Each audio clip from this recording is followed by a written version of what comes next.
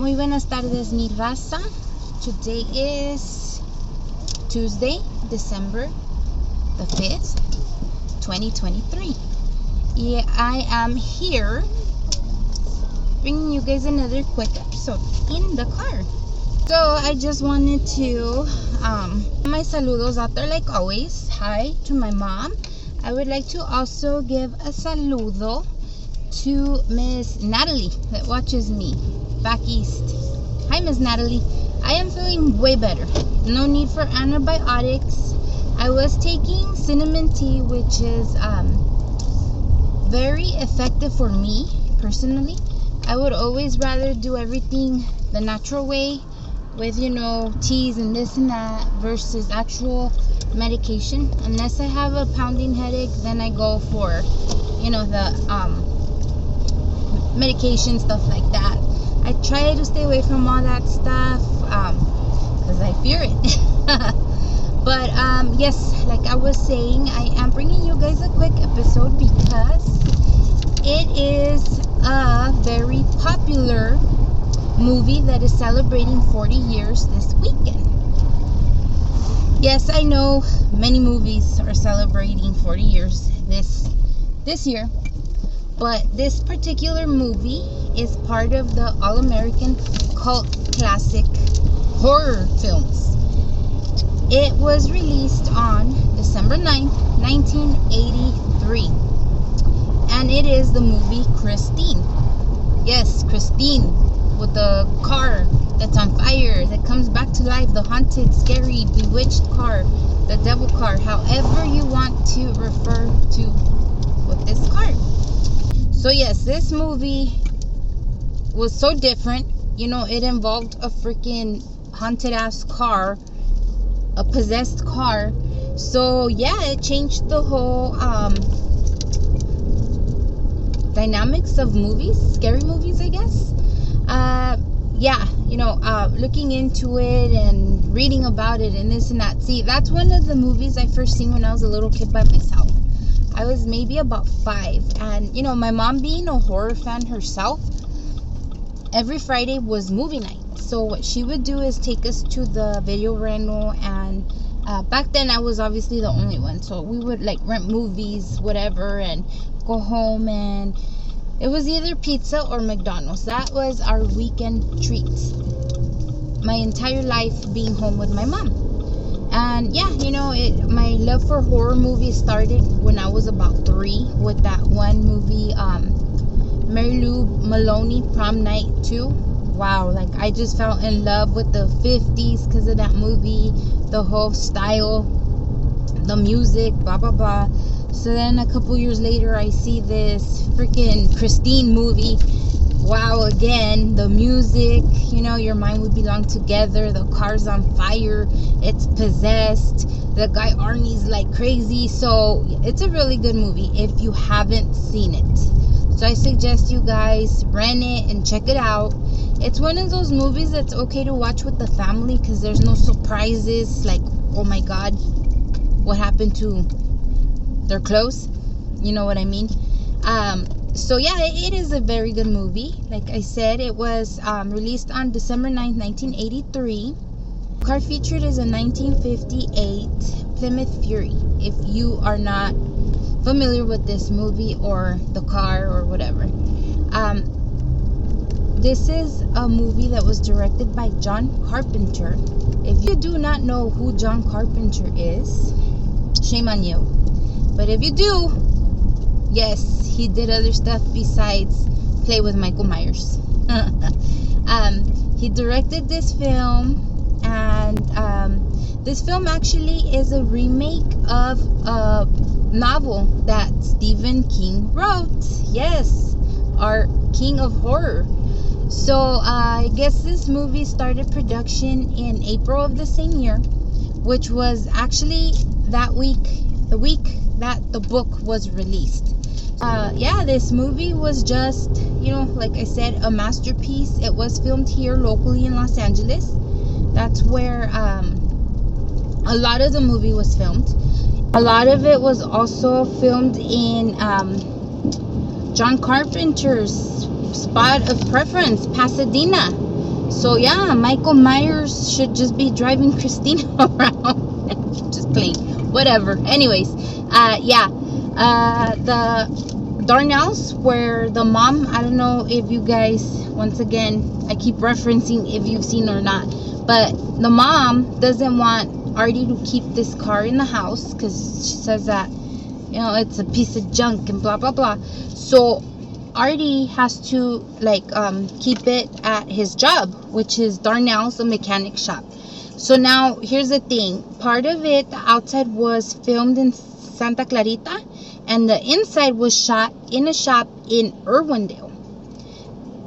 Being myself around Baldwin Park, as you guys know, I worked 14 years with my dad in Baldwin Park. Knowing that this is filmed in Irwindale is just makes me want to where at in Irwindale I want to go see now, so that's just real fun facts about that. But it was just one of those, like I said, masterpieces. The original Artie was supposed to be played by Kevin Bacon, and his girlfriend Lee was supposed to be played by Brooke Shields. I don't know what happened here and there. Obviously, they weren't the ones that played them. But honestly, I think it ended up wrapping up just fine. Okay, so I made it home. I sent the kids inside real quick so I could just finish real quick. But like I was saying, I started production right around the time that the book was released in April of '83. So a couple months later is the release of the actual movie. That was really neat that both came out in the same year. That's almost never a thing with books and movies. So that was super cool. John Carpenter put out an ad to find these cars, which was by choice written with Stephen King's idea behind bringing a forgotten classic back to life. Meaning, it was a forgotten car. The Furies are completely forgotten. They're not a car of choice. So he thought, why not bring the Fury back? Everybody knows the Thunderbirds. Everybody loves the Chevys, everything. Let's use this Plymouth Fury. So John Carpenter had to put ads out on the newspaper because that's the way we used to communicate then. And he was looking desperately for cars because they were going to use them to shot all these scenes and stuff. So it was really hard to come up on them. After placing these ads, there was 24 cars that did respond to this ad. And even then, it was 24 counting two different cars. One was a Belvedere model and another one was that's the model that responded as well, totaling 24 vehicles. Now, if you've seen the way they crush these cars and totally screw them up and everything else, these cars had it really, really bad. They ended up scrapping 23 of the cars by the time this movie was done recording, and the lone survivor, which was car number 24, ended up getting auctioned. It last sold again in another car auction for the amount of $275,000.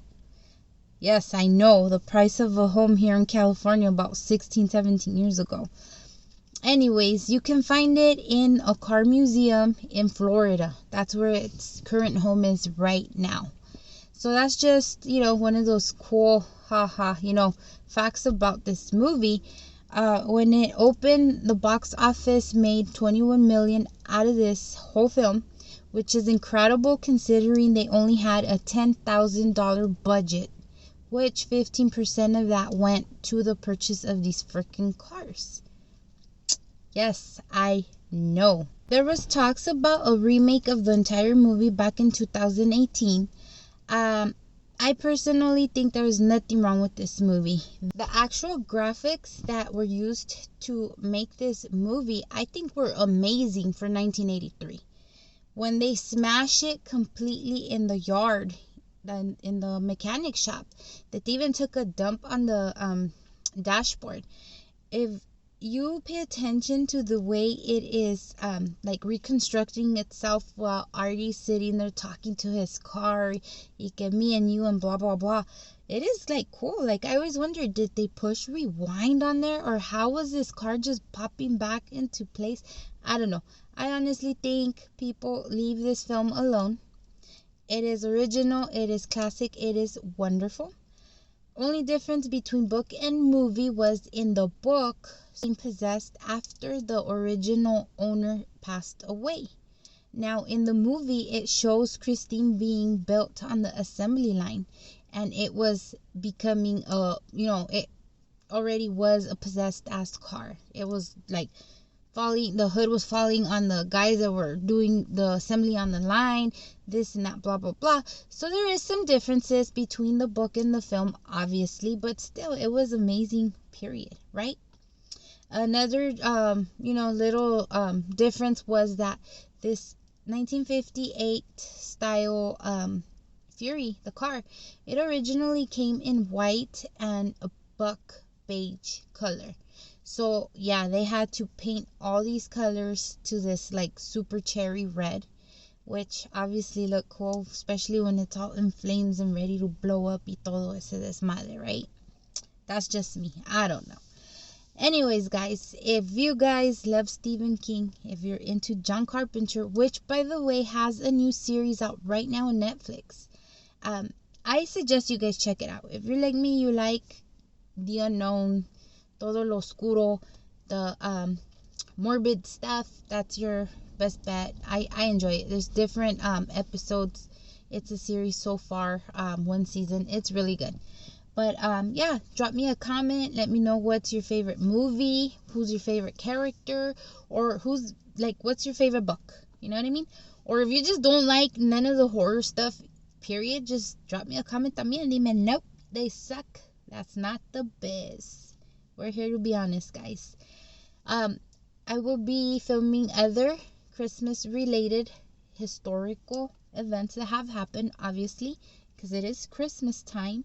Y pues yeah, this weekend I have big plans, big event going on, and I will obviously be sharing that with you guys as well.